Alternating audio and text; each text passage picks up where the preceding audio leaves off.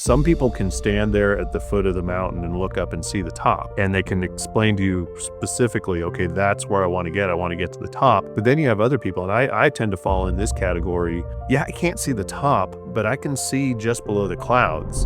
Most of my life, at least on my adult life, where I would set these goals and I would tell myself, like, okay, when I get to here, everything's going to be cool. Like, I'll get to this point and like everything will be where I want it to be, you know? And then I would get to that point and realize, wait, no, now there's this other thing. Well, welcome to this episode of the Business Brains and BS podcast. Today, we're going to be talking about setting and achieving goals. So a great thing to be touching on here as we kick off the new year. And, I think a great example of somebody who I know who actually does a fantastic job of setting and achieving goals is my co-host, Greg Sutmiller. And I was thinking back to when you and I first met, and you had just started your business, but maybe a year or two in business, and it was you and if I remember correctly, one other therapist.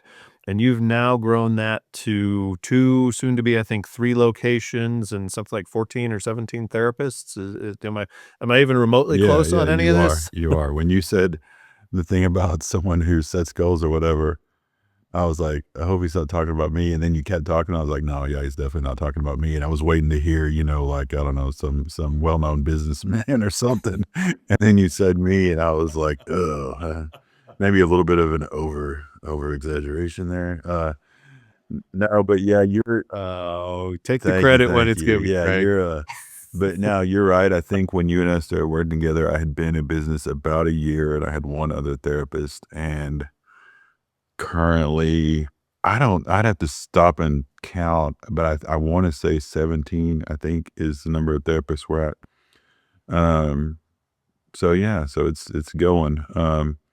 And certainly goal setting has been a part of that process, and that's a never ending, always changing, always adapting, always evolving process as well. I think about my goals, like when you and I first started meeting, versus my goals that I was setting for 2026. And there's some overlap, but there's definitely some differences. So Yeah, and it's interesting because when you talk about goals, I did this yesterday. I sat down with a new client and we talked about, okay, what does the future look like? Where do you want to be in the future? And one of the questions that, in the coaching world we ask is, when's the business finished? And I find it really interesting because I sit down with different people and have very different experiences, because some people, we'll just kind of use the example of maybe climbing a mountain. Some people can stand there at the foot of the mountain and look up and see the top, and they can explain to you specifically, okay, that's where I want to get. I want to get to the top. But then you have other people, and I tend to fall in this category where I can't see the top. It's almost like there are clouds, and that gets really frustrating for me. And I've had to kind of think through and work through that and realize, you know what? Yeah, I can't see the top, but I can see just below the clouds. And if I can get up to that point, right, then that's going to give me a better vantage point for the next part of the journey. So some people can sit down across from me and I say, what does your business look like? And what does your life look like in 10 years? And they say, well, I'm going to have 3 businesses. I'm going to own 2 rental properties. I'm going to have a vacation home in Florida, blah, blah, blah, blah, blah, blah, blah, blah, blah. And they just rattle it all out, which honestly, I kind of envy a little bit, because I think it's really cool that people have their stuff together that well to be able to do that. And then there are other folks who sit down and it turns into a real conversation. And sometimes I think they're just throwing things out there just to answer a question, right, and check a box. So, for you as a business owner, as you started the process of setting goals, did you find yourself kind of in that first camp or in that second camp where it really took some building of the brain muscle, I guess, to learn how to do that? So I would say I'm definitely what you described as like the person I'm looking up the mountain, but I don't necessarily know what's at the very top. And I would say that's been that way in this business for pretty much the whole time. In fact, the business is named Evolution Mental Health Services. Part of the reason I picked that name Evolution was it was tied to that. I had this habit throughout, I think, most of my life, at least on my adult life, where I would set these goals and I would tell myself like, okay, when I get to here, everything's going to be cool. Like I'll get to this point and like everything will be Right. where I want it to be, and then I would get to that point and realize, wait, no, now there's this other thing, that I'm going to pursue. And it just, whether that was like a position I was in, like, kind of getting promotions and things, or whether it was like a certain amount of income or a certain amount of like, notoriety, or I don't know, just pick a thing. Like I kept thinking, when I get here, this will be what I'm looking for. And it never was. Mhm. And so, part of the, like, going out on my own and starting a business and everything was this realization that what I really enjoy, I don't know if it's this way for everybody, but at least for me, what I really enjoy is the journey. I like chasing the goal. And so instead of convincing myself that achieving goals is going to bring the satisfaction, just focus on the fact that like it's fun trying to get there and you can just keep setting new goals. And so that was the idea of evolution, is like it never stops. It's always going. And you talked about like the person who, has this goal to like, I don't know if you said it just now, but I know you've talked in the past episodes, about business owners who set a goal to sell the business, for instance. Even with that person, um, there's still like, it still keeps going. Even if that's your end goal, is to build up this really, nice, lucrative, profitable company that you can sell and retire to, the Caribbean or whatever, your life still keeps going. What's after that, Um, and so, yeah, for me, it's definitely Right. like we look up the mountain. I don't know what's at the top. I don't know if I was going to say, I don't know if I care. I should probably care, but like, it's not stressing me out that I don't know what's at the top, you know? Um, Yeah, well, that's good. And I'm thinking back to my time in corporate America, is because I left the army because I thought I was going to be a career army guy. And it's kind of funny because my best friend Alan was going to be fore and out, and I was going to be career, and I ended up being fore and out, and then he ended up retiring, as a full board colonel. So it's kind of funny, the goals that we think the goals that we set for ourselves don't always end up being the ones that we end up pursuing.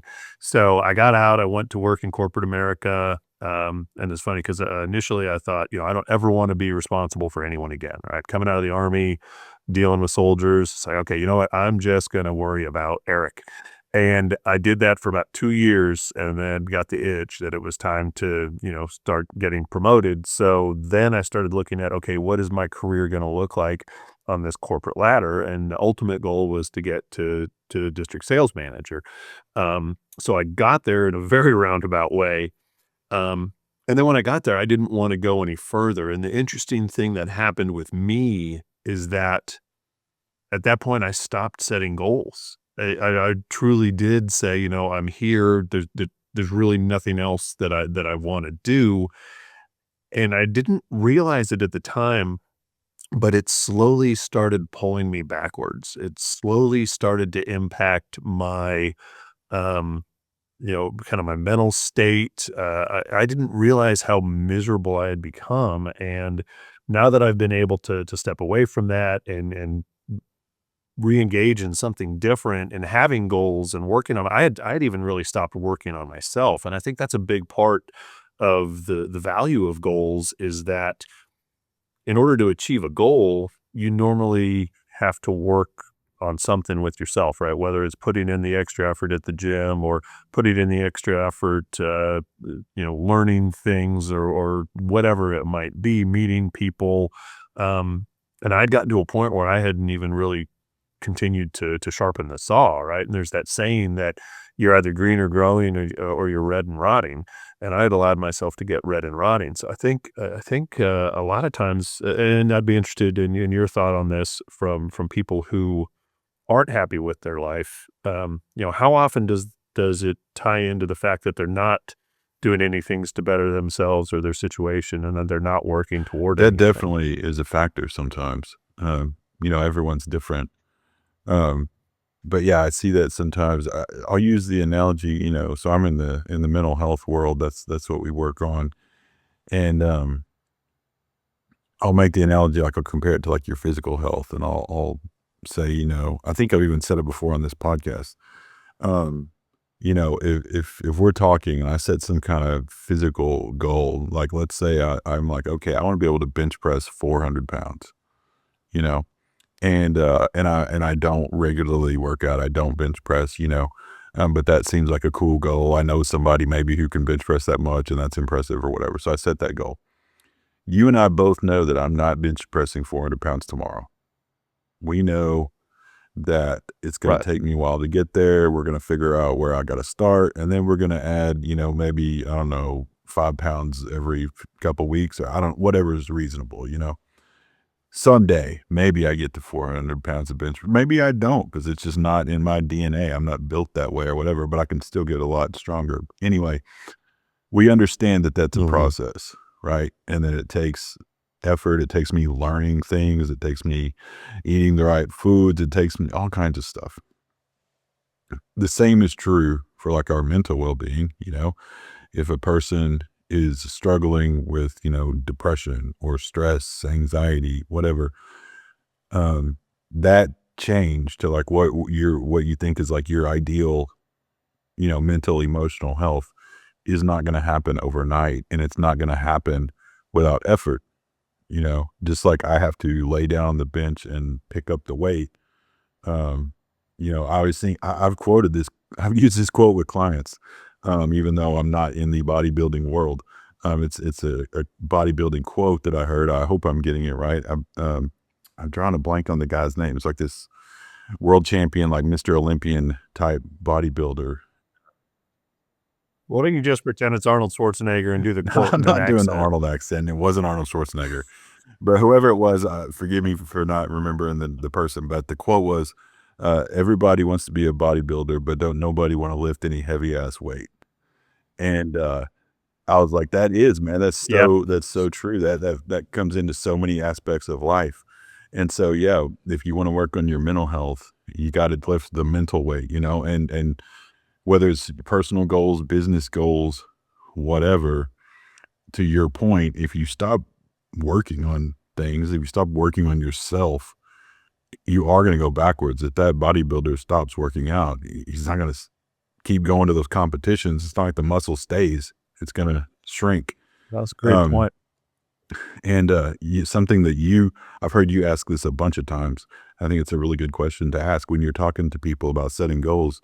You'll ask, who do I need to be, or who do I need to become to achieve this goal? Like, not just what does it take on paper for the business, but like me personally, what kind of person do I have to be to make that happen? I think that's a great question to ask. Yeah, well, and that's so important too, and sometimes, I hate the fake it till you make it, but there's something to the fake it till you make it too, right? 'Cause, I think when I started this journey as a business coach, um, I'd never really coached anybody on business, right? I had a lot of experience in leadership and, the kind of the corporate side of things and setting goals and all of that fun stuff. But as far as, I'd heard the words or the initials P&L. I didn't know what that was. I didn't know how to read that, but I had to be confident that I could help somebody, to know that the experiences that I had would be able to translate into helping somebody move themselves and their business forward. So yeah, and it's funny because sometimes you have to be that person even though you're not that person to become that person, if that makes any sense, right?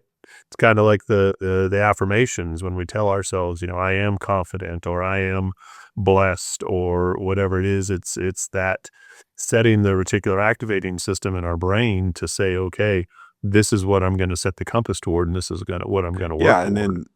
then look for evidence to support that you're doing that. Like, because we're good at, we say, okay, this Yeah. is who I need to be, and I'm going to work toward that. And a lot of times we're pretty good at noticing when we're not that person. Like, I knew this was all BS. I knew I could.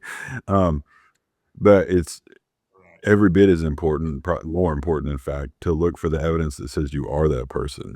So like, okay, I'm going to work on being, I don't know, more, more outgoing, or more courageous, or more whatever it is, that person, more disciplined. um, when we find ourselves doing those things, like, hey, this is me being that person. I am capable of it. I can be that person. I just got to keep working at it.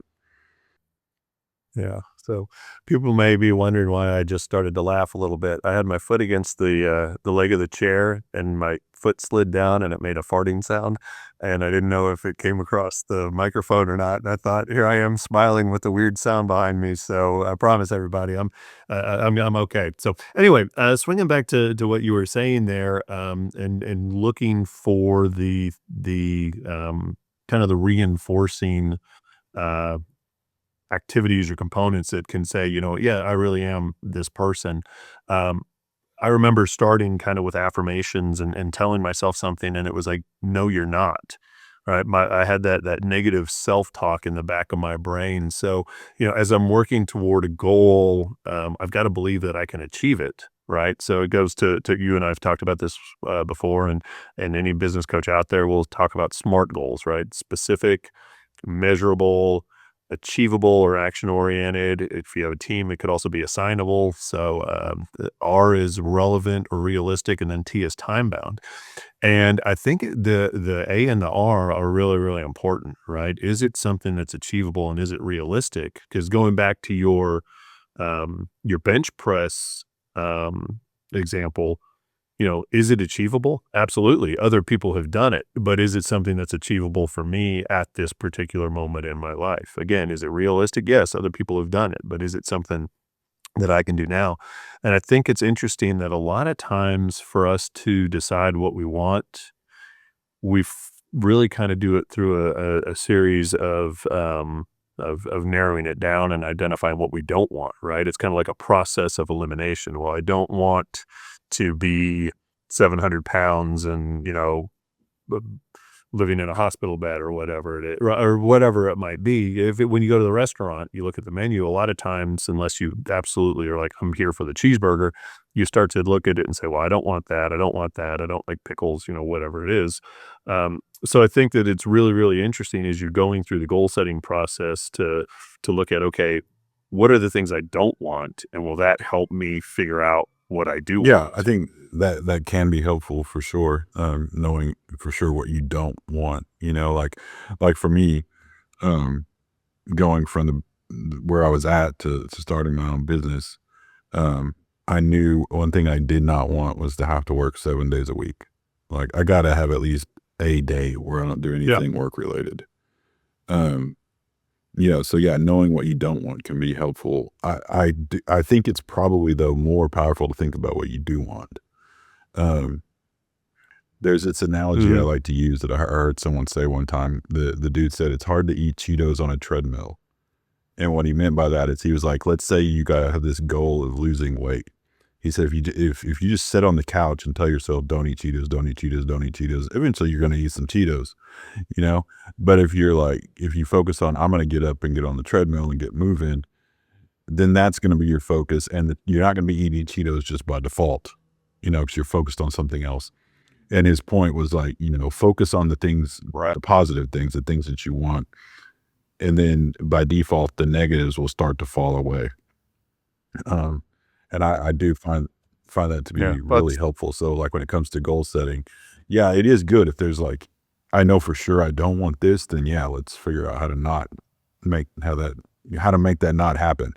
Um, but I think it's even more powerful to say, okay, what do I know for sure that I do want? And then build goals toward that end.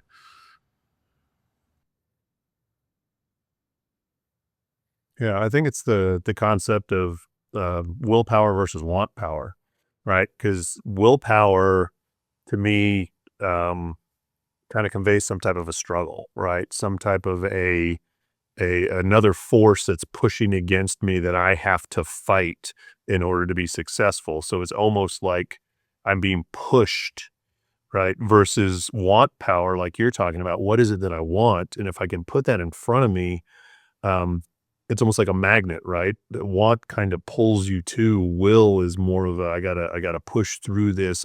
And willpower is I think a good thing in short bursts, but willpower for most people, and maybe I'm wrong, I have been before, just ask my wife.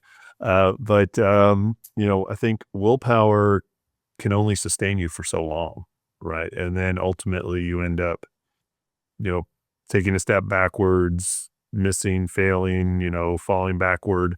And then you got to get up and tap into the willpower again. And that Yeah, can be that ties exhausting. into the idea of like external motivation versus internal motivation. A lot of times when we're relying on willpower, it's because our motivation is more external. Mhm. That's another conversation I've had with a million people is external motivation can get you started, but it will not sustain you. At some point, you have to have that internal motivation, or it's not going to work. And not to be a bummer, but I remember at one time I had this. I was doing this group, and it was a group for people who had gotten in legal trouble because of drug issues, and uh, and so that's the main overarching topic every week is basically staying off drugs. That's the goal here, and this guy made the Mhm. statement, of like, I'm here because I don't want to go to prison. Like that's my alternative. Um, so that's enough of a motivator to me. I just don't want to be in prison. And so I've said that to the guy. I was like, I understand that that's why you're here right now, and that's good. I'm glad you're here. I think at some point though, you're going to need to find something outside of just not going to prison, if you want to stay clean. And he argued with me. He was like, no, that's enough. And just within like a couple months, he was back, back getting high and got into some more legal trouble and eventually wound up going to prison. And I'm not saying that it's like and I told you so. I just always Mm. remember that conversation with that guy and just kind of reinforcing that is how it goes, man. Something's got to click, or it's like it's not like I'm trying to avoid the bad thing. It's like I want this good thing. Well, it's the away from versus the toward, right? And I think the other challenge with away from goals, they'll get you so far until whatever that pain point that you're trying to get away from becomes less of a pain point, right? It becomes a point where it's tolerable or it's done. And then it's like, okay, I'm going to stop here and, maybe tread water or whatever it is. And it's okay to take a break, but you got to keep moving forward, right? Because if you don't, then there's a chance. It's almost like that. It's almost like when you've got an away from goal, it's attached to a rubber band. And if you don't figure out how to keep pulling and break that rubber band, eventually it's going to come and catch back up with you. So I think, we're talking, we started this off saying, creating a setting and achieving goals. And I think we've talked a lot about creating goals, but I think we need to kind of focus in a little bit on how do you achieve them too, right? Because you can have all the great goals in the world, and you can say, "Yeah, I really want it," but just wanting it isn't going to be enough, right? So I think back to what we were talking about with you as you started your practice with you and one other person, and I think some things that really helped you move forward, and I see it with my other clients too, is I think the first thing is you got to have clarity on what your goals are. And I think you can't have too many goals as well. Warren Buffett has a concept. You can search it on YouTube, or just on Google it, I guess. The 25 and 5 concept. And it's basically come up with 25 goals that you want to achieve for the year, and then identify your top 5 and then work tirelessly toward those 5. Don't put any energy at all into the other 20, right? Because you've identified these 5 as your priority.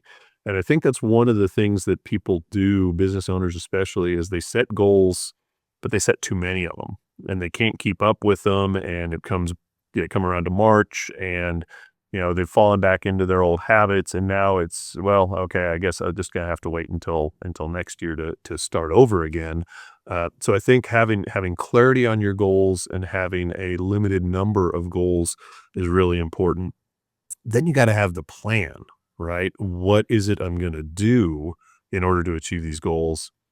But then you got to do the next thing, which I think you're really, really good at, is you've got to take action, right? Because I can remember us talking about you going in and talking to direct primary care physicians, to say, this is who I am, this is what I do. I'd like to be an available resource for you. And the funny thing is that when you take action, when you move, good things tend to happen, right? But then you also need some time. You need to keep it in front of you. And I was thinking back on my goals for last year, and I hit a couple of them, and I missed a couple of them. And I think the reason that I missed a couple of them is because I didn't keep them front of mind, right? Because I think that that's really, really important, is to remind yourself consistently about what the goals are that you're working toward, and then break them down into smaller bite-sized pieces. So, do you have any tips or tricks, or is there anything that you do to keep your goals front of mind so that you have a better chance Well, of achieving them? accountability, and that's crucial. And it's at least me, I don't always love it. Sometimes I have been guilty in the past of not sharing certain goals with people because I didn't want them to hold me to it, essentially. Um, Yeah, you talked about going out and gotta like make it public. networking, like in person marketing. Going to offices and things. Um, that's something I've never enjoyed, but I've gotten a lot more comfortable with it. Um, but yeah, at one point, what I had to do to ensure that I would do it is I told my wife, I said, "This is the day that I'm going to do this. Every day on this day of the Mhm. week, when I come home, I want you to ask me." I had a set number of places. I was like, "I want you to ask me which places I went to," so that I would just have to tell somebody, or maybe it's not her, maybe it's someone that works with me in the business, or telling you or whatever. But that helps for me, is like putting it out there and letting other people know and making sure they know how it ties to the business. Like, this is why I need to do this, so that Mhm. they will ask me about it, whether I want them to or not, and forces me to kind of, like you said, kind of keep it Right. front of mind. And, that ties into like the action piece. You said, the done well at taking action. Well, something you told me that really helped me with that was this concept of imperfect action. Because I can overanalyze, and I get in this spot where I don't want to make a move until I think I've got all Mhm. the details worked out. And you have pushed me in the past, like, you just got to do something, and then you'll figure it out as you go. And that really helps a lot. I tell myself that a lot, and now I tell other people that, like, imperfect action. You just got to make a move, and if it's not the right move, you'll learn and you'll make a better move next time. Um, yeah, so that's a big help. But yeah, Yeah. as far as the keeping stuff front of mind, I think accountability is huge. I think making time, we write this stuff down, we write down our goals and our plans and stuff, but it does no good if you don't go back and look at it. So making time in your schedule to sit down and look at those Mhm. things, because I've done that before too, where like I set a goal, um, and then I don't, follow up. And then I sit down 2 months later and look at what I wrote down 2 months ago. And I'm like, oh my gosh, I haven't even like thought about that. That was supposed to be like a goal for the quarter. And I haven't thought about it since I wrote it down, you Right. know? So Yeah, and I think there's a lot of value in revisit. If you can get either in your morning or your evening routine. And it's funny because I remember talking to somebody about morning and evening routines, and I said, I don't have a morning routine. They said, yeah, you do. It's just not, because you get up and you do the same thing every morning. It's just not one that's preparing you for your day.